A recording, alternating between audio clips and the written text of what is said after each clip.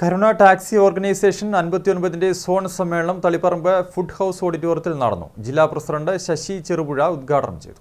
2019 charity സംഘടനയായി register ചെയ്ത് കേരളത്തിൽ പ്രവർത്തനം തുടങ്ങിയതാണ് കരുണ ടാക്സി ഓർഗനൈസേഷൻ.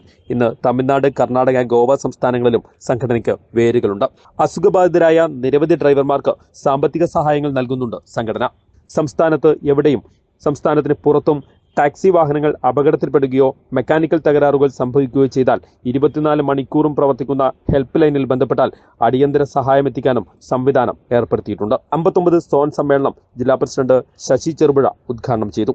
2019 അത് ചാരിറ്റി ആക്ട് പ്രകാരം നമ്മൾ രജിസ്റ്റർ ചെയ്തിട്ടുണ്ട്.